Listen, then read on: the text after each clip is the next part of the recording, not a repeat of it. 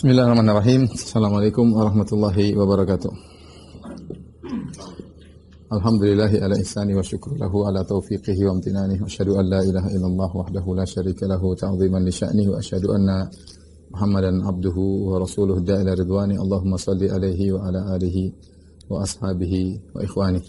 Para jemaah Masjid Astra Jakarta Utara Sunter yang dirahmati oleh Allah Subhanahu wa taala.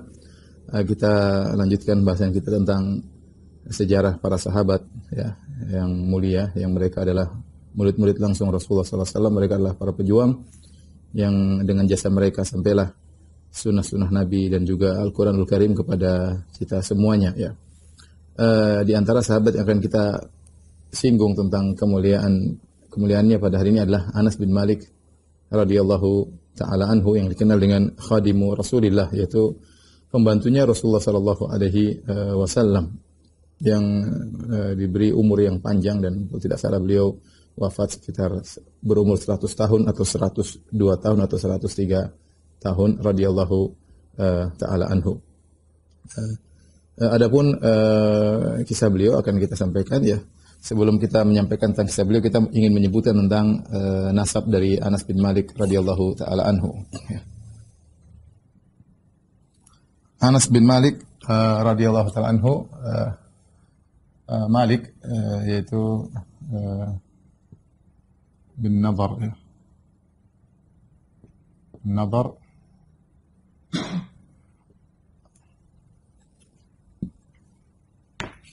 An-Najjari Al-Khazraji Al-Ansari.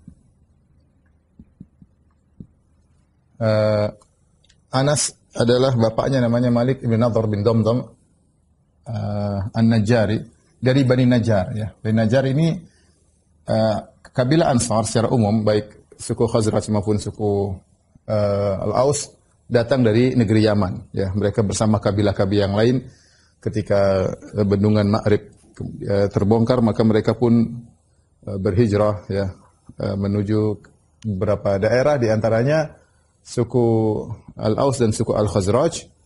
Mereka berhijrah ke Al-Hijaz, yaitu ke kota Madinah ya. Dan di antara dari suku Khazraj adalah Bani Najjar. Bani Najjar adalah punya hubungan erat dengan Nabi sallallahu alaihi wasallam ya. Karena kita belajar sirah Nabi sallallahu alaihi wasallam, kita Rasulullah SAW namanya Muhammad bin Abdullah Jadi Muhammad bin Abdullah bin Abdul Muttalib bin Hashim ya, bin Abdi Manaf.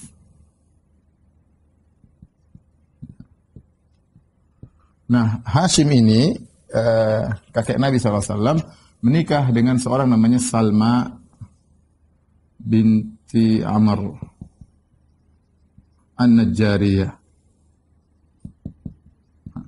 Nah, jadi Rasulullah SAW kalau Bani Najjar disebut dengan akhwal Nabi SAW. Akhwal itu adalah saudara dari ibu, saudara om-om dari ibu. Kalau dari bapak namanya a'mam atau ammi. Itu kalau khali. Karena kakek Nabi Hashim ya bin Abdi Manaf, ketika dia pergi berdagang di negeri Syam, dia mampir ke kota Madinah, dia menikah dengan seorang namanya Salma binti Amr ya. Salma binti Amr. Kemudian akhirnya punya anak namanya Syaibah, yaitu Abdul Muttalib ya. Oleh karenanya keluarga Bani Najjar dikenal dengan akhwal Nabi sallallahu alaihi wasallam karena datang dari neneknya, dari sisi ibu ya. Maka Nabi sallallahu alaihi wasallam punya hubungan dekat dengan Bani Najjar. Demikian juga ketika Nabi SAW meninggalkan Kuba, kemudian menuju ke kota Madinah, pusat kota Madinah untuk membangun masjid, Nabi SAW akhirnya ontanya kemudian nderem di areal Bani Najjar, milik dua anak yatim yang juga dari Bani Najjar. Dan Nabi SAW pun nginap di rumahnya Abu Ayyub Al-Ansari, dan dia juga dari Bani Najjar. Jadi makanya Rasulullah SAW mengatakan khairu duril ansar ya, Banu Najjar. Kata Nabi SAW, sebaik-baik kabilah di kaum Ansor adalah dari Bani Najjar yang punya hubungan kekerabatan dengan Nabi SAW. Dan kita tahu ternyata Anas bin Malik dari Bani Najjar dan dari suku Al-Khazraj dan Al-Ansar. Taib, bapaknya Malik bin Nadhr ya, benci sama ibunya. Jadi ibunya siapa ibunya?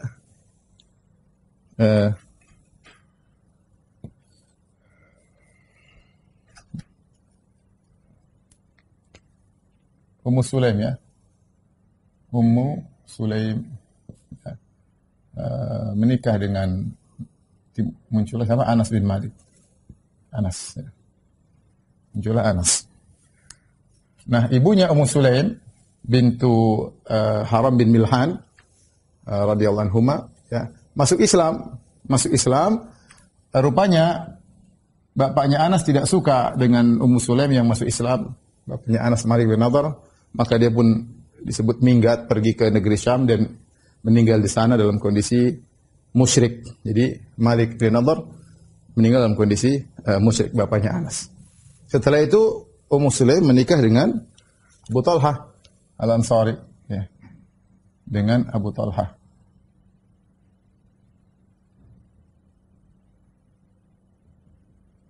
Abu Talhah Al-Ansari ya. Kemudian punya anak diantaranya adalah disebut dengan Abu Umair. Abu Umair. Malik ya punya anak dari istri yang lain ya, namanya Al-Bara bin Malik. Al-Bara bin Malik. Atau Al-Bara. Dari dia ada yang mengatakan antara Al-Bara dan Anas satu ayah satu ibu, sama-sama dari bapaknya Malik bin Nadhr, kemudian ibunya Ummu Sulaim. Namun sebagian ulama mengatakan tidak. Al-Bara bukan anaknya Ummu Sulaim ya. Ada khilaf di kalangan para ulama. Tapi mereka sepakat bahwasanya Anas dan Al-Bara sama-sama bapaknya adalah Malik. Kemudian Malik punya saudara ya. Namanya Anas bin Nadhr. Anas bin Nadhr, omnya Anas. Anas ibn Nadhr ya. Anas ibn Nadhr. Ini omnya Anas bin Malik radhiyallahu taala. Inilah beberapa mungkin orang-orang yang ada di sekitar Anas bin Malik yang memiliki pengaruh dalam kehidupan Anas bin Malik radhiyallahu taala anhu. Adapun Malik bin Nadhr sudah kita katakan tadi dia meninggal dalam kondisi musyrik. Adapun Anas bin Nadhr, omnya Anas bin Malik radhiyallahu anhu adalah seorang pahlawan yang mati syahid dalam perang Uhud ya. Ketika dia tidak ikut serta dalam perang Badar, maka dia mengatakan, kalau Allah berikan saya kesempatan lagi untuk ikut perang, maka saya akan perlihatkan kepada Allah bagaimana saya berperang. Akhirnya dia diberi kesempatan ikut perang Uhud. Ketika kondisi kaum muslimin sudah kocar-kacir ketika itu ya, karena pasukan memanah turun, kemudian banyak yang meninggal. Banyak sebagian kaum muslimin, para sahabat, sebagian ada yang kembali ke kota Madinah, ya, kabur meninggalkan peperangan. Ada yang melemparkan pedang mereka, bingung apa yang harus mereka lakukan. Maka datanglah Anas bin Nadhr, ya. Kemudian dia bilang, kenapa kalian demikian ya? Bilang, percuma, Muhammad SAW sudah meninggal dunia. Maka Anas mengatakan, kalau begitu kita meninggal bersama Rasulullah SAW. Kemudian dia mengatakan, inilah ajidu rihal jannah min kibali Uhud. Sungguh aku mencium, ya, aroma wanginya surga dari arah gunung Uhud. Maka dia pun masuk dalam pertempuran, akhirnya meninggal dunia. Ya, terlalu banyak luka di tubuhnya sampai tidak dikenal tubuhnya kecuali adiknya atau kakaknya Rubaiyah bintu Nadhr, tantenya Anas, tahu ini kakakku ya. Dia dari mana? Dari jari-jarinya, karena sudah tubuhnya tidak dikenal lagi, tubuhnya badan semua tercincang. Tapi saudari perempuannya tahu dari sisi dilihat dari jari-jarinya, ini adalah jari-jarinya Anas bin Nadhr. Anas bin Nadhr ini yang disebut oleh para ulama ketika membahas tentang hadisul wali, dialah salah seorang dari wali-wali Allah Subhanahu wa taala yang kata Nabi sallallahu alaihi wasallam, inna min ibadillah man law aqsama 'ala Allah la abarrahu. Sungguhnya di antara hamba-hamba Allah kalau ada yang bersumpah maka Allah akan mengabulkan permohonannya. Di antaranya adalah Anas bin Nadhr. Suatu hari Rubaiyah binti Nadhr kasarat thaniyata jariyah, dia mematahkan gigi seorang wanita yang lain ya. Maka keluarganya pun menuntut qisas bahwasanya Rubayyi juga harus dipatahkan giginya. Maka akhirnya keluarga dari wanita tersebut mengadu kepada Nabi sallallahu alaihi wasallam dan akhirnya Rasulullah SAW memutuskan qisas. Ya sebagaimana Rubayyi saudarinya Anas bin Nadar mematahkan gigi dari perempuan tersebut, maka giginya Rubayyi juga harus dipatahkan. Maka sampailah kepada Anas. Maka Anas ketika dikabarkan bahwasanya Rubayyi ya akan dipatahkan giginya, maka dia pun mengatakan wallahi inna thaniyataha lan tuksar, demi Allah giginya tidak akan dipatahkan. Rasulullah mengatakan ya Anas al-qisas, wahai Anas bin Nadar, kita sudah putuskan, keluarganya tidak memaafkan. Keluarganya tidak memaafkan, maka harus dikisas, harus dipatahkan gigi daripada Rubayyi. Kata Anas, wallahi demi Allah tidak akan dipatahkan. Dia ngomong begitu di hadapan Nabi. Bukan dia menolak perkataan Nabi, tapi dia yakin kepada Allah bahwasanya adiknya tidak akan dipatahkan giginya. Subhanallah, setelah dia bersumpah demi Allah, ternyata keluarga wanita itu berubah. Akhirnya dia pun maafkan. Tidak jadi mengkisos Rubayyi. Maka Nabi mengomentari, sungguh di antara hamba-hamba Allah, ada yang kalau bersumpah Allah akan kabulkan sumpahnya. Di antaranya Anas bin Nadar radhiyallahu anhu, omnya Anas bin Malik radhiyallahu taala anhu ya.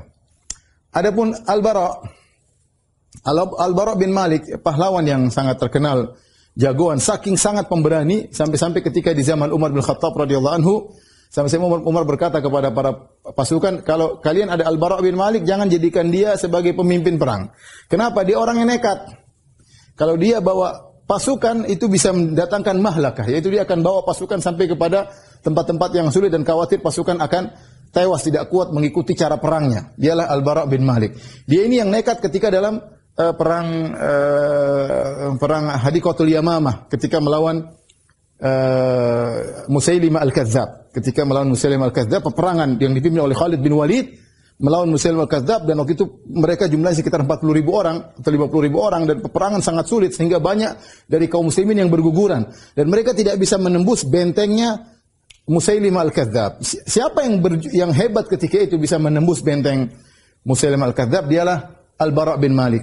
Ketika itu orang tidak bisa masuk, tidak bisa menembus, sementara anak panah menghujani mereka, maka Al-Bara bin Malik mengatakan kepada teman-temannya, tolong angkat saya. Diletakkan dia di atas turs, di atas semacam perisai, kemudian perisai tersebut diangkat pakai tombak mereka. Diangkat baru dilemparkan masuk dalam benteng, dan dia sendirian. Dia mau masuk dari dalam, dia ingin buka pintu dari dalam. Nekat luar biasa. Ini siapa namanya? Al-Bara bin Malik, ya, radhiyallahu anhu, saudaranya Anas, saudara seayah.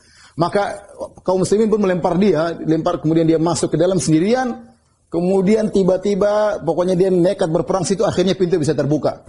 Ketika mereka masuk, mereka udah lihat banyak orang yang tewas dibunuh oleh dia, tetapi dia badannya penuh dengan luka. Dialah Al-Bara bin Malik radhiyallahu anhu. Sampai begitu Khalid bin Walid menghormati jasa dia, sampai Khalid bin Walid ikut merawat Al-Bara bin Malik, menunggunya sampai dia sembuh. Ya. Kenapa? Dia nekat sendirian masuk dalam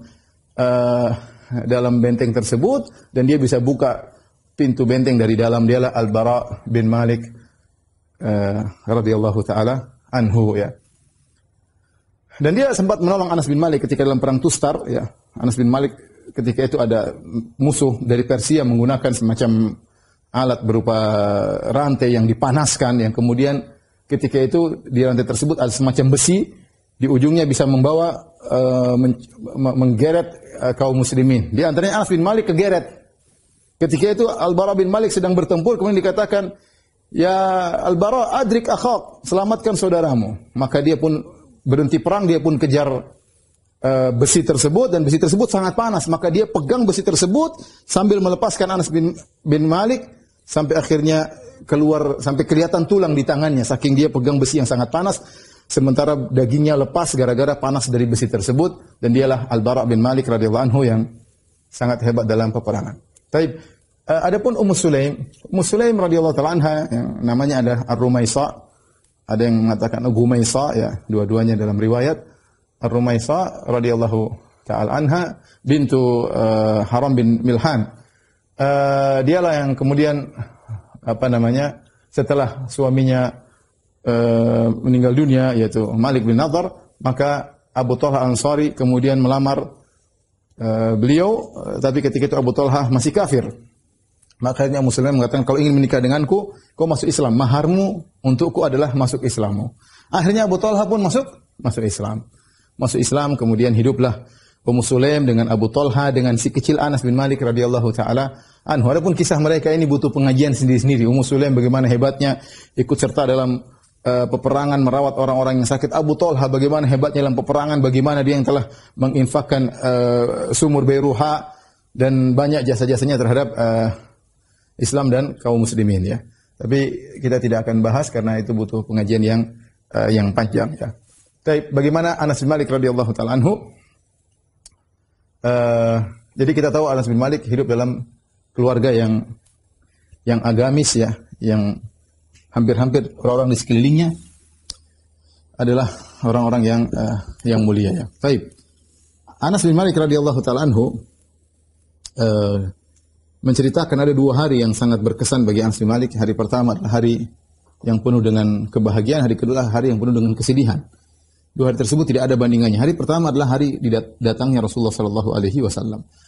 Ketika Rasulullah SAW datang berhijrah dari kota Mekah menuju kota Madinah, maka orang-orang pun semua keluar menyambut kedatangan Nabi sallallahu alaihi wasallam. Bahkan gadis-gadis pun keluar ingin melihat Nabi sallallahu alaihi wasallam. Siapa, mana tuh Nabi? Sampai orang-orang naik di atas atap-atap ingin lihat Rasulullah sallallahu alaihi wasallam karena mereka menunggu kedatangan Rasulullah sallallahu alaihi wasallam ketika berhijrah. Anak-anak kecil pun keluar. Di antara anak kecil tersebut ada Anas bin Malik radhiyallahu anhu. Ingin lihat Rasulullah sallallahu alaihi wasallam. Dan akhirnya Rasulullah SAW tiba, maka itu hari yang penuh dengan kebahagiaan, hari yang penuh dengan cahaya. Datang Nabi sallallahu alaihi wasallam ke kota Madinah, jadilah kota Madinah menjadi pusat pemerintahan kaum muslimin. Dari situlah tersebar cahaya Islam ke penjuru dunia. Dari situlah semakin besar areal kaum muslimin. Mulai sejak datangnya Rasulullah sallallahu alaihi wasallam. Yang tadinya adalah negeri kafir, di situ orang-orang menyembah berhala. Ketika Nabi sallallahu alaihi wasallam datang, maka berubahlah menjadi negeri Islam. Akhirnya Ummu Sulaim radhiyallahu taala anha membawa putranya Anas bin Malik kepada Nabi sallallahu alaihi wasallam. Kemudian mengatakan, ya Rasulullah, ada Anas yakhdimuka. Ya Rasulullah, ini adalah Anas ya. Disebut dalam sebagian riwayat, saudari-saudara teman-temanku memberi hadiah kepada engkau ya Rasulullah, aku tidak bisa beri apa-apa, tapi ini putraku akan berkhidmat kepada engkau ya, menjadi pembantumu ya. Maka Rasulullah terima. Ketika itu kata Ummu Sulaim, ya Rasulullah, doakanlah dia. Ini seorang ibu yang baik, meminta doa kepada Nabi agar mendoakan anaknya. Maka Rasulullah SAW mendoakan Anas bin Malik. Rasulullah SAW berkata, Allahumma akthir malahu wa waladahu wa barik fima a'taitahu. Ya, artinya, ya Allah, banyakkanlah hartanya dan banyakkanlah anak-anaknya dan berkahilah apa yang kau berikan kepadanya. Imam Nawawi rahimahullah ketika mengomentari hadis ini dalam Sahih Muslim, ya, bahwasanya seorang kalau berdoa tentang dunia jangan hanya terbatas pada minta dunia. Karena kalau dia minta dunia saja, khawatir dia tidak bisa menunaikan hak dunia tersebut. Mungkin dia lalai dari bersedekah, mungkin dia lalai dari membayar zakat, mungkin dia tidak bisa memberikan hak-hak orang yang harus dia berikan haknya. Maka hendaknya minta keberkahan. Maka Nabi ketika mendoakan Anas bin Malik, Nabi memintakan kepada dia dunia, tapi bukan cuma sekedar dunia, tapi disertai keberkahan. Allahumma akthir malahu wa waladahu wa barik fima a'taitahu. Ya Allah, banyakkanlah hartanya, banyakkanlah anak-anaknya, dan berkahilah apa yang telah kau berikan kepadanya. Yang penting adalah berkah. Banyak tapi enggak berkah percuma, semakin menjadi beban bagi kita di hari kiamat kelak, semakin mempersulit proses hisab kita dan semakin membuat kita rentan masuk dalam neraka jahanam. Yang penting adalah banyak dan berkah. Sedikit berkah itu sangat baik, apalagi kalau banyak dan berkah ya. Ini doa Nabi sallallahu alaihi wasallam. Dalam riwayat yang lain dan para sahabat mengatakan sepertinya Rasulullah SAW mendoakan Anas berulang-ulang. Dalam riwayat yang lain Rasulullah SAW berdoa, Allahumma akthir waladahu wa malahu wa adkhilhul jannah. Ya Allah, banyakkanlah hartanya dan banyakkanlah anak-anaknya dan masukkanlah dalam surga. Dan doa Nabi SAW terkabulkan. Sampai Anas mengatakan, waqat ra'aitu tsnain. Aku sudah melihat 2 doa Nabi dikabulkan, tinggal 1, yaitu ya Allah masukkan dalam surga. Kata Anas, wa arju as-salisa, dan aku berharap yang ketiga ini aku akan dikabulkan, yaitu masuk surga. Karenanya di kemudian hari, kemudian Anas diberi berkah oleh Allah Subhanahu wa taala dengan luar biasa ya. Anaknya sangat banyak. Sampai pernah Anas berkata, hari ini aku punya anak dan cucu-cucuku lebih dari 100 orang. Bahkan kemudian disebutkan Anas bin Malik sendiri menguburkan anaknya, jadi anak dan cucunya meninggal. Ada yang kena taun, kena wabah, ketika itu ada wabah di Basrah sampai meninggal kalau tidak salah 80 daripada anak dan cucunya. Dia sendiri, dia bilang, aku telah menguburkan anakku, yaitu 125 anak aku kuburkan. Masih ada lagi. Disebutkan Anas bin Malik punya anak 80 orang. Dia sendiri punya anak 80 orang. Laki-laki sekitar 70 sekian, perempuan sekian. Digabung dengan cucunya sangat banyak. Dia saja ketika masih hidup, dia menguburkan anak dan cucunya 125 orang. Anaknya sangat banyak. Kemudian hartanya sangat banyak. Sampai dia punya kosar berapa kosar. Ya, semacam rumah mewah ya. Maksudnya tempat tinggal dia ya. Sampai disebutkan bagaimana Anas bin Malik radhiyallahu anhu di musim kemarau datang awan kemudian menghujani kebunnya. Sampai Anas bin Malik mengatakan, kebunku sampai panen 2 kali. Dan itu hanya terjadi pada kebunku. Semua orang kebunnya tidak ada yang seperti kebunnya Anas bin Malik. Sampai dalam setahun panen 2 kali. Sampai dalam setahun panen 2 kali ya. Dan itu adalah berkat doa Nabi sallallahu alaihi wasallam. Makanya Anas mengatakan, laqad ra'aitul itsnain, aku telah melihat dua doa Nabi dikabulkan. Tinggal 1 yang belum, kata Anas, wa arju tsalisa, dan aku berharap doa Nabi yang ketiga, yaitu Allahumma adkhilhul jannah, ya Allah masukkan dalam surga. Aku berharap doa Nabi tersebut juga dikabulkan di kemudian hari. Maka mulailah Anas bin Malik kemudian tinggal bersama Nabi sallallahu alaihi wasallam, menjadi pembantu Nabi sallallahu alaihi wasallam. Maksudnya pembantu apa? Ya memenuhi segala kebutuhan Nabi, pembantu. Nabi kemana-mana yang bawakan mungkin tongkatnya Nabi, bawakan kalau Nabi buang hajat, dia yang bawakan embernya Nabi. Kalau Nabi datang dia siapkan misalnya tempat duduk Nabi, ya dia pokoknya siapin semua, namanya pembantu, mengikuti Nabi kemana-mana. Ya, menyiapkan apa yang diperlukan oleh Nabi sallallahu alaihi wasallam. Anas bin Malik ya. Ya, dan dia menemani Nabi sallallahu alaihi wasallam sekitar 10 tahun. Anas bin Malik ketika dijadikan pembantu oleh ibunya kepada Nabi sallallahu alaihi wasallam, umurnya sekitar 10 tahun. Umurnya sekitar 10 tahun. Jadi Anas bin Malik lahir kira-kira 10 tahun sebelum hijrah, ya. Ketika ketemu dengan Nabi umurnya sekitar 10 tahun. Makanya ketika perang Badar, perang Uhud, dia tidak bisa ikut, ditolak. Dia hanya bisa ikut dalam perang Khandaq. Itu berarti di perang Khandaq umurnya sekitar 14 atau 15 tahun. 14 atau 15 tahun kelima Hijriah ya. Tahun kelima Hijriah perang Khandaq. Ada yang mengatakan 4 Hijriah. Jadi ketika dia di pembantu Nabi umurnya masih 10 tahun. Kemudian dia wafat ketika tahun 92 Hijriah. Jadi umurnya sekitar 102 atau 103 tahun Anas bin Malik radhiyallahu taala ketika wafat. Baik. Maka mulailah Anas bin Malik melayani Nabi sallallahu alaihi wasallam ya. Dan kita tahu namanya pembantu tidak selalu bisa menyenangkan majikan ya, apalagi masih kecil, terkadang kurang paham atau terkadang masih ada nakal-nakalnya sedikit ya. Makanya Anas bin Malik cerita ya, Anna Nabi sallallahu alaihi wasallam ahsanun nasi ma ra'aitu ahadan ahsanan nasi khuluqan min Nabi sallallahu alaihi wasallam. Aku tidak pernah melihat ada orang yang akhlaknya terbaik seperti Rasulullah. Itu karena ahsanan nasi khuluqan. Rasulullah adalah orang yang paling baik akhlaknya. Anas mengatakan. Wa kana qad arsalani fi hajah. Satu hari Rasulullah SAW mengirimku, menugaskan aku ada satu keperluan. Yaitu Rasulullah berkata, wahai pergilah, wahai Anas. Ketika Rasulullah mengatakan, Anas pergilah, ini dalam Sahih Muslim, maka Anas berkata, wallahi la adhab, demi Allah aku tidak akan pergi. Maksudnya Anas masih kecil, masih umur 10 tahun. Nabi mengatakan, Nas, misalnya kalau bahasa kita, Anas tolong pergi ke sana. Kata Anas, wallahi la adhab. Tidak, demi Allah saya tidak akan pergi. Wa fi nafsi sa'adhab. Kata Anas, tapi dalam hatiku saya akan pergi. Ya cuma namanya dia anak-anak, ya mungkin dia bercanda sama Nabi SAW. Bahkan dia bukan tidak mengatakan saya tidak mau pergi. Nabi, bahkan dia mengatakan demi Allah saya tidak akan pergi. Akhirnya dia pergi. Dia pergi, kemudian dia berjalan sampailah di pasar melihat anak-anak main-main. Akhirnya Anas bin Malik lupa dia main-main sama anak-anak tersebut. Rasulullah mungkin nunggu Anas nggak datang-datang, ini kemana sih anaknya? Akhirnya Rasulullah SAW pun cari Anas bin Malik radhiyallahu anhu, ternyata lagi main-main sama anak-anak.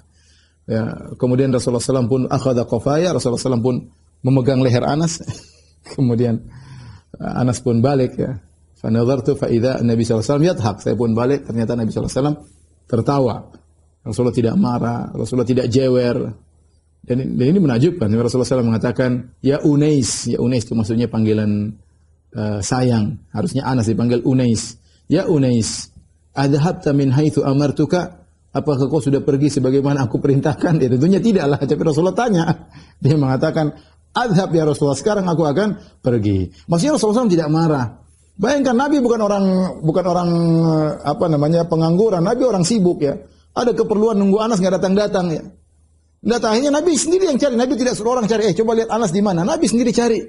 Karena Nabi mungkin ada punya tujuan untuk mendidik Anas bin Malik, si kecil Anas bin Malik yang ke depan akan menjadi orang hebat, pahlawan Islam, pembawa ajaran-ajaran Islam. Maka Nabi pergi sendiri mencari Anas bin Malik.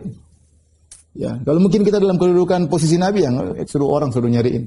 Kita kan kepala negara ya. Tidak, Nabi cari sendiri sampai kemana, kesini sampai ke pasar, ketemu Anas bin Malik lagi main-main. Dia pegang lehernya, tidak marah sama sekali. Kalau kita mungkin, kesini, Anas Rasulullah tidak. Ya. Makanya Anas bin Malik membuka di sini dengan mengatakan, karena Nabi SAW ahsanan nasi khuluqan. Rasulullah SAW orang yang paling baik akhlaknya. Dia tidak marah sama sekali. Kemudian Anas pun pergi menjalankan perintah Nabi. Kemudian Anas di akhir hadis mengatakan, laqad khadimtu Rasulullah sallallahu alaihi wasallam 9 sinin aw 10 sinin. Sungguh aku telah menjadi pembantu Nabi sallallahu alaihi wasallam 9 tahun atau 10 tahun bersama Nabi sallallahu alaihi wasallam. Ma qala li syai'an fa'altuhu hal taraktahu aw syai'in lam af'aluhu hal fa'altahu. Dan Nabi selama 9 tahun 10 tahun tidak pernah mengomentari aku. Ada suatu aku yang salah kerjakan, Nabi tidak pernah berkata, kenapa kau kerjakan demikian? Kenapa tidak kau tinggalkan perbuatan itu? Dan sebaliknya kalau aku tidak melakukan sesuatu yang salah, aku harusnya kerja, aku tidak kerja. Nabi juga tidak pernah berkata, hal fa'alta, kenapa kau tidak kerjakan? Rasulullah tidak pernah, jadi kalau Rasulullah cara tegur tidak dengan mencela. Kenapa kau enggak begini? Kenapa kau enggak begini? Ya, makanya saya ketika membahas hadis saya bilang, ini di antara contoh bahwasanya akhlak Nabi SAW adalah mukjizat. Akhlak Nabi adalah mukjizat. Bagaimana muamalah dia terhadap pembantu bisa seperti ini, luar biasa. Kalau ada orang mungkin ramah sama pembantunya, mungkin seminggu, 2 minggu, tapi 9 tahun tidak pernah marah, itu mustahil. Mustahil. Ya. Bagaimana Nabi SAW bisa bertahan sama Anas yang tadi disuruh pergi ke sana, wallahi demi Allah saya tidak mau pergi, tapi Nabi tidak marah. Ya. Salah melakukan pekerjaan terjadi, namanya pembantu, tidak ada yang sempurna. Salah melakukan pekerjaan, harusnya dikerjakan, tidak dikerjakan, harusnya ditinggalkan malah dikerjakan, dan Nabi semuanya tidak pernah berkata, kenapa kau tidak begini, kenapa kau begini, enggak. Bahkan dalam sebagian riwayat, Anas mengatakan, ma qala li uffan, yaitu Nabi tidak pernah berkata kepadaku, tidak pernah marah sama Anas bin Malik radhiyallahu taala anhu. Ini yang menjadikan Anas bin Malik sangat sayang dan sangat cinta kepada Rasulullah sallallahu alaihi wasallam. Sangat cinta kepada Nabi sallallahu alaihi wasallam. Sampai-sampai dalam riwayat Anas mengatakan setelah Rasulullah SAW meninggal, kata Anas bin Malik, "Ra'aitu habibi, aku melihat kekasihku Rasulullah SAW setiap malam."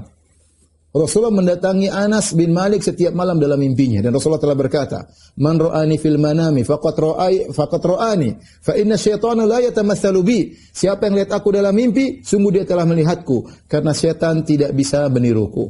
Seakan-akan Rasulullah SAW menghargai Anas bin Malik, ya. Sampai-sampai setiap malam Anas bin Malik melihat Rasulullah sallallahu alaihi wasallam, tentu dengan kehendak Allah Subhanahu wa taala. Setiap hari dia bertemu dengan Nabi sallallahu alaihi wasallam dalam mimpinya, menunjukkan betapa cintanya kepada Nabi sallallahu alaihi wasallam, betapa kerinduannya kepada Nabi sallallahu alaihi wasallam. Ya, dan kalau Anas bilang saya ketemu Nabi, Anas tahu betul siapa Nabi sallallahu alaihi wasallam, bukan sekedar ngaku-ngaku ketemu Nabi, ya. Ini Anas bin Malik benar ketemu Nabi sallallahu alaihi wasallam dalam mimpinya. Dan benar-benar Nabi sallallahu alaihi wasallam perhatian sama Anas. Oleh karenanya kalau kita baca hadis-hadis bagaimana Rasulullah SAW perhatian sama Ummu Sulaim, sampai Rasulullah SAW datang ke rumah Anas bin Malik. Ya. Bagaimana seorang majikan main ke rumah pembantu, kemudian Rasulullah SAW pergi ke rumah Anas bin Malik, kemudian juga mereka minta, ya Rasulullah salat di rumah kita. Maka Rasulullah SAW disiapkan semacam sajadah, kemudian Rasulullah SAW salat di rumahnya Anas bin Malik. Ada Anas di belakang, kemudian ada nenek-nenek di belakang, ya salat. Rasulullah perhatian. Sampai Rasulullah SAW datang ke rumah Anas. Di antaranya Rasulullah SAW ketemu dengan Abu Umair. Abu Umair tadi anaknya Abu Talha dengan Ummu Sulaim, adik tirinya Anas bin Malik. Ketika itu Abu Umair lagi main-main dengan burung namanya Nugair. Dan burungnya mati. Maka dia sedih. Rasulullah lihat dia sedih. Rasulullah SAW ajak ngobrol. Kata Rasulullah SAW, ya Aba Umair, ma fa'alan Nugair. Wahai Abu Umair, ada apa gerangan dengan burung musi Nugair? Ya Rasulullah SAW sempatkan untuk menghibur itu anak yang masih kecil. Padahal kata para ulama belum tentu dia paham apa yang diomongkan oleh Nabi SAW. Tapi Nabi berusaha menurunkan levelnya untuk berbicara dengan anak-anak. Ya. Ini menunjukkan perhatian Nabi SAW terhadap Anas bin Malik radhiyallahu ta'ala anhu. Dia benar-benar dia tahu bagaimana pentingnya memperhatikan Anas bin Malik. Dan ternyata benar di kemudian hari Anas bin Malik menjadi salah seorang al-muksirin fir riwayah, yaitu termasuk para sahabat yang paling banyak meriwayatkan hadis-hadis Nabi. Di antaranya tadi pernah kita sebutkan itu Abu Hurairah radhiyallahu anhu, kemudian Aisyah radhiyallahu ta'ala anha, di antaranya Anas bin Malik radhiyallahu anhu, di antaranya Abu Sa'id al-Khudri radhiyallahu ta'ala anhu, di antaranya Amr bin As radhiyallahu ta'ala Abdullah bin Amr bin As radhiyallahu ta'ala anhum ajma'in. Intinya Anas bin Malik akhirnya dididik dalam ajaran didikan Rasulullah sallallahu alaihi wasallam. Dan sejak awal Anas bin Malik meskipun tidak ikut dalam pertempuran, tetapi dia ikut serta dalam perang Badar, perang Uhud sebagai pembantu Nabi sallallahu alaihi wasallam. Ketika ada yang bertanya kepada Anas, apakah Anda mengikuti perang Badar? Katanya, bagaimana aku bisa tidak ikut dalam perang Badar? Ya, artinya dia ikut berkhidmat kepada Nabi dalam perang Badar, tapi benar-benar ikut perang sejak perang Khandaq. Ikut perang dalam perang Khandaq, kemudian perang-perang selanjutnya sampai perang Mu'tah. Anas bin Malik juga ikut perang Hunain. Anas bin Malik juga ikut perang sampai Rasulullah SAW meninggal, dia pun ikut peperangan yang banyak ya. Anas bin Malik radhiyallahu taala anhu.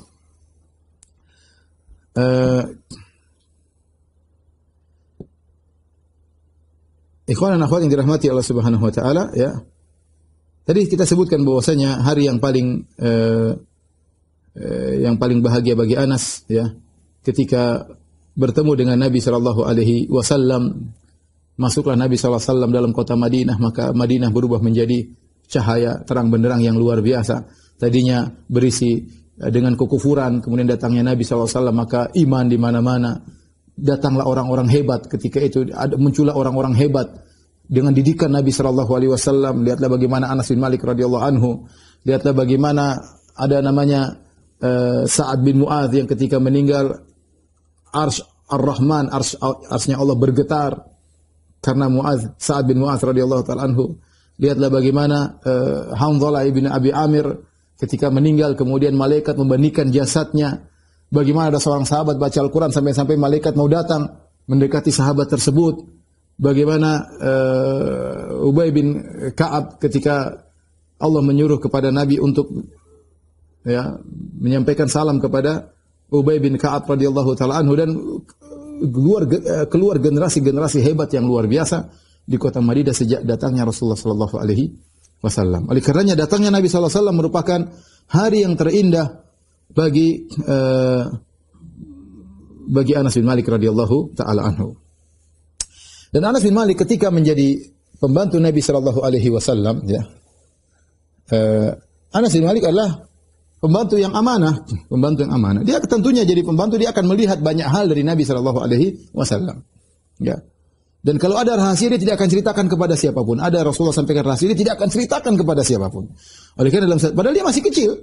Dia kan jadi pembantu sejak umur 10 sampai sekitar umur 21, ya, sampai umur 20-an kira-kira. Ya, umur 20-an. Jadi 10 tahun, sekitar 10 tahun menjadi pembantu Nabi sallallahu alaihi wasallam, ya. Dalam satu hadis Anas berkata, "Asarra ilayya Rasulullah sallallahu alaihi wasallam sirran." Rasulullah SAW menyampaikan rahasia kepadaku. "Fama akhbartu bihi ahadan." Aku tidak pernah menyampaikan kepada siapapun. "Wa laqad sa'alatni anhu Ummu Sulaim." Ibuku Ummu Sulaim pernah bertanya kepadaku tentang rahasia tersebut. Fama akhbartuha bihi, aku tidak kabarkan kepada dia sedikit pun tentang rahasia tersebut. Mungkin Ummu Sulaim menyangka itu bukan satu rahasia. Ketika Anas menyatakan rahasia, maka Ummu Sulaim tidak bertanya lagi, ya. Anas pernah berkata, diriwayatkan dari muridnya Thabit Al-Bunani, ya. Thabit Al-Bunani, ya, dia berkata, Anas berkata, "Ata alayya Rasulullah sallallahu alaihi wasallam wa ana al-ab ma'al ghilman." Rasulullah SAW datang kepadaku ya, dan aku sedang bermain-main dengan anak-anak. Anak masih kecil main-main, pembantu tapi suka main-main. Fasallama alaina. Ya. Maka Rasulullah beri salam kepadaku. Faba'athani ila hajatin. Kemudian Rasulullah SAW mengutusku ada suatu keperluan. Fa'abta'tu ala ummi. Maka aku pun terlambat pulang kepada ibuku. Falamma ji'tu qalat. Tatkala aku datang, ibuku bertanya, ma habasaka? Apa yang membuat kau terlambat datang? Qultu ba'athani Rasulullah SAW li hajatin. Rasulullah tadi mengutus aku ada keperluan, sesuatu keperluan. Qalat. Ibunya bertanya, ma hajatuhu? Apa keperluan Nabi SAW? Qultu innaha sir, ini rahasia. Qalat la tuhaddithanna bi sirri Rasulullah sallallahu ahadan, la tuhaddithanna bi sirri Rasulullah sallallahu ahadan. Kata ibunya, wahai putraku Anas, jangan kau ceritakan rahasia Nabi kepada siapapun. Qala Anas, wallahi law haddathtu bihi ahadan la haddathtuka ya Thabit.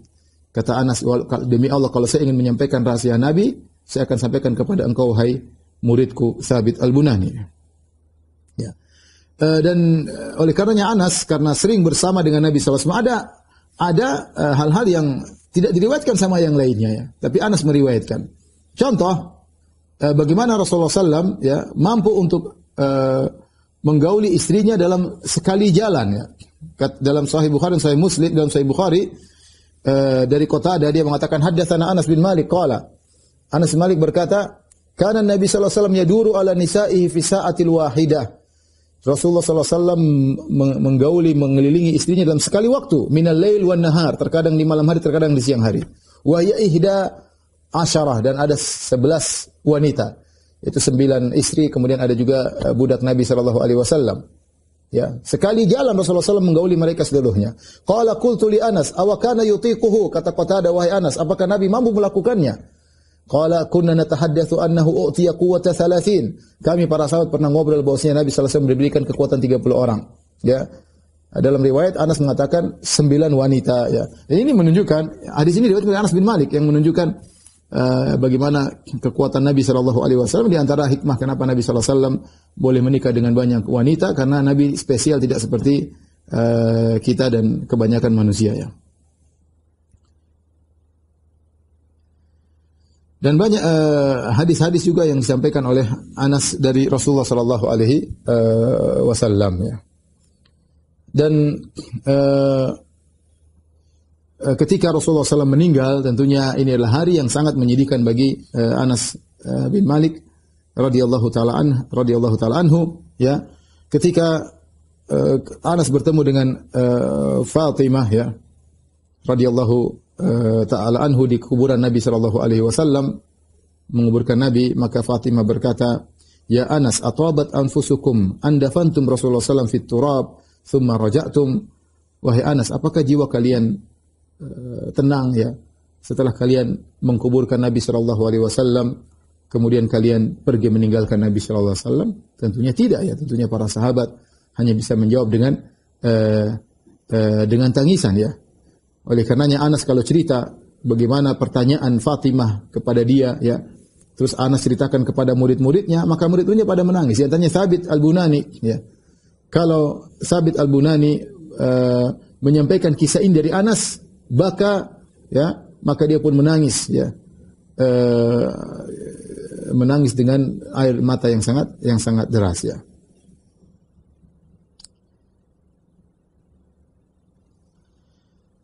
Baik, ikhwan dan akhwat yang dirahmati Allah Subhanahu wa taala. Inilah kehidupan Nabi sallallahu alaihi wasallam ya, bersama Anas bin Malik, dan Anas sangat mencintai Nabi sallallahu alaihi wasallam. Dilihat dari bagaimana dia mempraktikkan sunnah-sunnah Nabi sallallahu alaihi wasallam ya. Di antara buktinya suatu hari suatu hari ada seorang datang, hadis yang ma'ruf, ada seorang Arab Badui datang kepada Nabi sallallahu alaihi wasallam. Hadis ini diriwayatkan oleh Anas bin Malik radhiyallahu taala anhu. Tiba-tiba ada seorang Arab Badui berkata, "Ya Rasulullah, mata sa'ah?"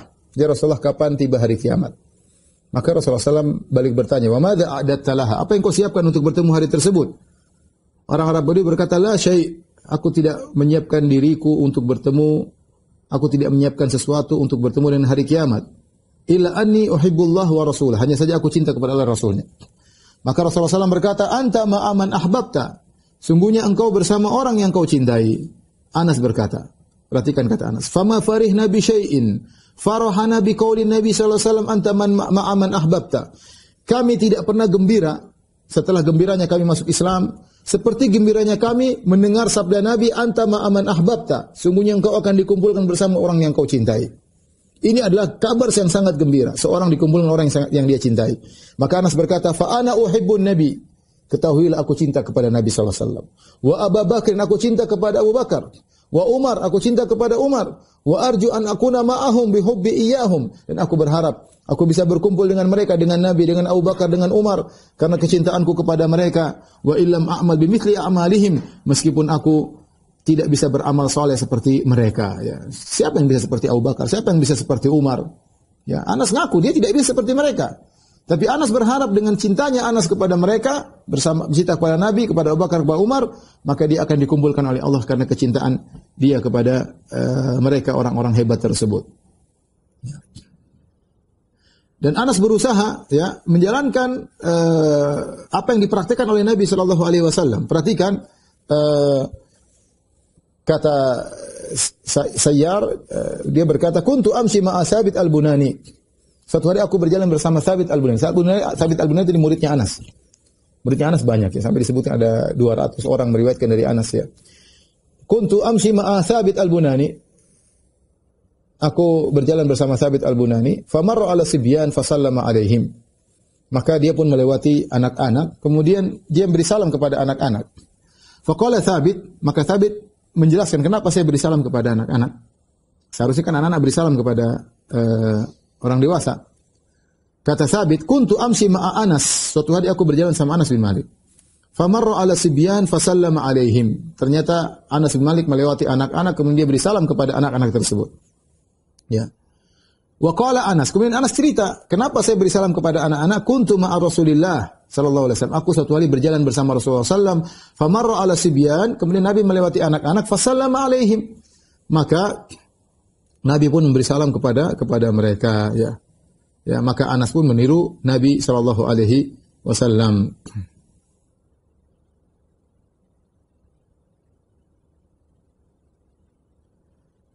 Disebutkan juga ya bagaimana ibadahnya Anas ya. Dari Hammam bin Yahya dia berkata, "Haddatsani man sahiba Anas bin Malik." Aku telah diceritakan oleh seorang yang pernah menemani Anas bin Malik, yaitu muridnya Anas bin Malik. "Lamma ahrama Anasun lam aqdir an ukallimahu hatta halla min shiddati ibqa'i ala ihramihi." Ketika aku berihram atau berhaji bersama Anas, kalau Anas sudah ihram, aku tidak bisa ngomong sama dia. Saking dia benar-benar perhatian terhadap ihramnya. Dan ini memang kita tidak seperti Anas bin Malik. Ya, kita kalau ihram kadang-kadang merasa seperti hal biasa. Padahal kalau orang sudah ihram, sudah bilang labbaik Allahumma umrah atau labbaik Allahumma hajjan, dia sudah masuk dalam nusuk. Dia sudah dalam kondisi beribadah. Tapi kebanyakan, atau saya tidak bilang kebanyakan, tapi banyak di antara kita ya, ketika sudah ihram santai-santai saja ngobrol sana, ketawa ke sini, ketawa ketiwi, kadang bercanda-bercanda jauh daripada zikir kepada Allah Subhanahu wa taala. Yang penting naik bis, kemudian selfie, masukkan Instagram, masukkan ke Anas bin Malik tidak. Kalau sudah bilang labbaik Allahumma umrah, enggak. Serius ibadah. Sampai temannya mengatakan, aku tidak mampu ngomong sama dia. Saking dia benar-benar serius dalam ihramnya. Bagaimana ibadahnya Anas bin Malik radhiyallahu taala anhu. Demikian juga dari Sumamah. Bagaimana salatnya Anas? Kana Anasun yusalli hatta tatafattar qadamah daman. Anas bin Malik kalau sudah sholat sampai kakinya keluar darah. Ya. Kalau Nabi SAW saya bengkak, saya pecah-pecah kakinya. Anas meniru Nabi SAW, cuma dia tidak kuat sampai keluar darah. Mimma yutilul qiyam, saking lamanya beliau sholat radhiyallahu taala anhu. Di antara yang mengakui hebatnya sholatnya Anas adalah Abu Hurairah radhiyallahu anhu. Abu Hurairah melihat bagaimana Anas berpegang teguh dengan sunnah Nabi SAW. Abu Hurairah berkata, "Ma ra'aitu ahadan asbaha salatan bi Rasulillah SAW min ibni Ummi Sulaim." Aku tidak pernah melihat seorang pun salatnya mirip seperti salatnya Nabi, seperti Anas bin Malik radhiyallahu taala anhu. Siapa yang bilang demikian? Abu Hurairah. Sahabat mengakui bagaimana salatnya Anas bin Malik radhiyallahu taala anhu ya. Bahkan disebutkan Anas bin Malik, kalau menyebutkan hadis-hadis kepada murid-muridnya, dia ngomong 3 kali, diulang 3 kali. Karena idza takallama thalathan. Ya. Anas kalau ngomong dia ulang 3 kali. Ketika ditanya kenapa, dia mengatakan demikian juga Nabi sallallahu alaihi wasallam. Nabi sallallahu alaihi wasallam kalau berbicara terkadang diulang 3 kali, ya. Ketika suatu hari, ya, kata Zuhri, dakhaltu ala Anas bin Malik bi Dimashq wa huwa yabki. Aku menemui Anas di Damaskus dan dia dalam kondisi menangis. Fa qultu ma yubkik? Apa yang buat kau menangis wahai Anas? Qala la a'rifu mimma kana ali Rasulullah sallallahu alaihi wasallam ashabu illa hadhihi salat wa qad sana'tum fiha ma sana'tum. Kata Anas, aku tidak mengetahui peninggalan Nabi sallallahu alaihi wasallam yang ditinggalkan oleh Nabi dan para sahabatnya kecuali salat ini. Ya, itu pun sudah kalian rubah-rubah. Maksudnya ketika itu wa hadhihi salat qad dhuyi'at, dan salat ini pun telah kalian lalaikan. Yaitu dilakukan oleh khulafa Bani Umayyah yang mereka menunda-nunda salat. Itu membuat Anas bin Malik menangis ketika melihat salat ditunda-tunda. Kemudian datanglah Umar bin Abdul Aziz, kemudian tidak ditunda. Tapi intinya Anas menangis karena melihat salat yang ditunda-tunda. Bahkan disebut dalam satu riwayat Anas bin Malik, dia menangis mengingat pernah salat subuh terlambat. Kapan terjadinya? Ketika dalam perang Tustar, ya, perang yang luar biasa, mereka berusaha untuk masuk dalam benteng Persia. Bahkan mereka, kalau tidak salah, mereka mengepung setahun lebih kalau tidak salah, tidak bisa menembus benteng Persia tersebut. Sampai akhirnya kaum muslimin berhasil menembus di malam hari. Mereka menembus, kemudian mereka berhasil membuka benteng, pintu benteng, kemudian mereka masuk, dan itu di malam hari menjelang subuh. Akhirnya terjadi peperangan yang luar biasa. Mereka berperang sampai matahari tinggi, mereka belum salat subuh dan mereka terus berperang. Akhirnya setelah selesai baru mereka salat. Anas bin Malik kalau ingat hal tersebut dia menangis. Artinya ini salat subuh yang dia ketinggalan dan dia menangis gara-gara tersebut. Padahal kita lihat bagaimana para sahabat atau para pasukan ketika itu tidak bisa salat subuh karena ada uzur, karena sedang bertempur bagaimana salat subuh. Tetapi Anas bin Malik pun menangis ketika dia tidak melaksanakan salat subuh pada waktunya. Ya, inilah orang-orang yang bertakwa. Anas bin Malik yang pernah berkata, "Innakum la ta'maluna a'malan, ya, hiya adaku minasy-sya'r." Ya. Wa kunna narahu ala ahdi Rasulullah sallallahu alaihi wasallam minal mubiqat. Sungguh kalian melakukan amalan-amalan yang menurut kalian itu lebih tipis daripada rambut. Ini kalian remehkan. Kami dulu di zaman sahabat menganggap itu dosa yang membinasakan. Nah, kita sekarang banyak dosa yang kita biasakan. Para sahabat kalau memandang berbeda. Mereka pernah berguru sama orang yang pernah melihat langsung neraka jahanam. Ya, Rasulullah sallallahu alaihi wasallam. Sehingga kalau Rasulullah berbicara tentang neraka, ka'annana ra'yul ain, seakan kami melihat. Karena Nabi bercerita sesuatu yang Nabi pernah lihat. Sehingga masuk ke dalam hati para sahabat, sehingga mereka punya rasa takut luar biasa kepada Allah Subhanahu wa taala. Sampai ini Anas berbicara kepada para tabi'in, kalian melakukan amalan perbuatan dosa yang menurut kalian lebih ringan, lebih tipis daripada rambut. Kami dulu zaman sahabat, kami menganggap itu lebih parah daripada, itu adalah dosa-dosa yang membinasakan. Disebutkan juga, ya, Anas bin Malik radhiyallahu taala anhu, ya, terkadang sengaja memakan makanan yang pernah dimakan oleh Nabi sallallahu alaihi wasallam. Ya. Kemudian juga Rasulullah SAW, Anas pernah melihat Rasulullah makan suatu makan Rasulullah suka, maka Anas pun menyukai makanan tersebut. Gara-gara tahu Nabi makan dari makanan tersebut. Yang saking cintanya kepada Rasulullah Sallallahu Alaihi Wasallam. Ya. Taib ikhwan dan akhwat yang dirahmati Allah Subhanahu Wa Taala. Anas bin Malik setelah Rasulullah SAW meninggal dunia, beliau dipercaya oleh Abu Bakar radhiyallahu anhu dan juga dipercaya oleh Umar bin Khattab, disuruh menjadi penarik zakat di Bahrain, ya. Artinya mereka percaya kepada Anas bin Malik, baik Abu Bakar maupun Umar, ya. Kemudian di akhir hayat Anas bin Malik kemudian tentunya terlalu banyak jihad yang diikuti oleh Anas bin Malik radhiyallahu anhu dengan saudaranya Al-Bara bin Malik, sampai akhirnya Anas bin Malik tinggal di Basrah, ya. Disitulah kemudian dia menyampaikan hadis-hadis Nabi SAW. Selain di Madinah, dia juga menyampaikan hadis Nabi di Basrah. Orang-orang banyak meriwayatkan dari Anas bin Malik radhiyallahu ta'ala anhu, dan dia termasuk al-muksirin, termasuk orang yang banyak meriwayatkan hadis-hadis Nabi SAW. Di akhir hayatnya terjadi fitnah, ya, antara dia dengan Al-Hajjaj bin Yusuf Al-Thaqafi. Al-Hajjaj bin Yusuf Al-Thaqafi adalah gubernur yang ditugaskan oleh Abdul Malik bin Marwan untuk bertugas di Kufah atau di Irak, ya. Disitulah tinggalnya Anas bin Malik radhiyallahu taala anhu, ya. Dan Hajjaj bin Yusuf Ats-Tsaqafi tidak suka dengan Anas bin Malik, tidak suka dengan Anas bin Malik. Bahkan dia ingin menghina Anas bin Malik radhiyallahu taala anhu ya. Disebutkan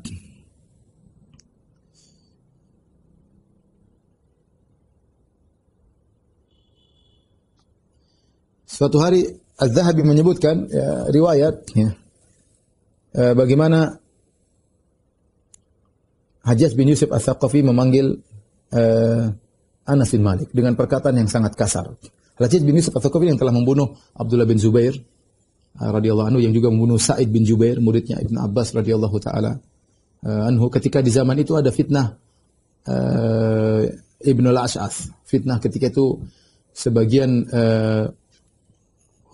orang-orang yang ahlul qurra, yaitu ahli baca Quran, tidak setuju dengan keputusan Abdul Malik bin Marwan sehingga mereka seakan-akan memberontak. Terjadi kisruh, terjadi akhirnya Hajjaj bin Yusuf Ats-Tsaqafi membunuh mereka seluruhnya. Mereka membunuh, fitnah di zaman itu, zaman fitnah. Dan dia menuduh bahwasanya Anas bin Malik ikut serta. Dia menuduh Anas bin Malik ikut serta. Maka dia panggil Anas bin Malik. Padahal dalam riwayat banyak Anas bin Malik, kita dapati bagaimana murid-muridnya ingin memberontak. Anas bin Malik suruh sabar. Dan Anas bin Malik menyebutkan hadis-hadis dari Nabi sallallahu alaihi wasallam tidak boleh memberontak terhadap Hajjaj bin Yusuf Ats-Tsaqafi. Tapi intinya Hajjaj bin Yusuf Ats-Tsaqafi jengkel sama Anas bin Malik. Dia menuduh bahwasanya Anas bin Malik punya andil dalam terjadinya fitnah pemberontakan tersebut. Maka dia bilang kepada Anas bin Malik, "Ya khabith." Ini perkataan yang sangat kasar, dia mengatakan ya khabith. Ya, kita tahu ada thayyib, ada khabith. Wahai orang yang buruk, bahasa kita kira-kira. Wahai orang yang brengsek, orang yang buruk. Jawalun fil fitan. Wahai orang yang suka ikut serta dalam berbagai macam fitnah. Marratan ma'a Ali.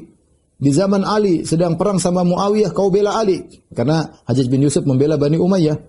Ya. Dan Utsman dibela oleh Bani Umayyah. Jadi mengatakan, kau di zaman fitnah antara Ali dengan Muawiyah, kau ikut bela Ali. Wa marratan ma'a Ibnu Zubair. Di zaman fitnahnya Ibnu Zubair, Abdullah bin Zubair, kau bela Ibnu Zubair. Sekarang di sini di Irak kau bela Ibnu al-Ash'ath. Ya. Amma walladhi nafsi biyadihi la asta'silannaka kama tasta'salu samghah, ya. Wa la ujarridannaka kama yujarradu ad-dhab. Maka dia bilang, wahai Anas, ya. Lihat, demi Allah yang jiwaku berada di tangan. Hajjaj bin Yusuf Ats-Tsaqafi sangat kejam, ya. Ya. Dia bilang, aku akan menghancurkanmu, mencabutmu sebagaimana pohon dicabut dari akarnya. Dan aku akan mengulitimu sebagaimana dhab dikuliti, ya. Anas bin Malik sabar, ya. Ketika dibilang dia pembantu Nabi sallallahu alaihi wasallam, ya. Bukan sembarang orang. Dia yang telah berkhidmat kepada Nabi 9 tahun, 10 tahun digitukan oleh seorang brengsek seperti ini, Hajjaj bin Yusuf Ats-Tsaqafi. Kalau dia marah wajar.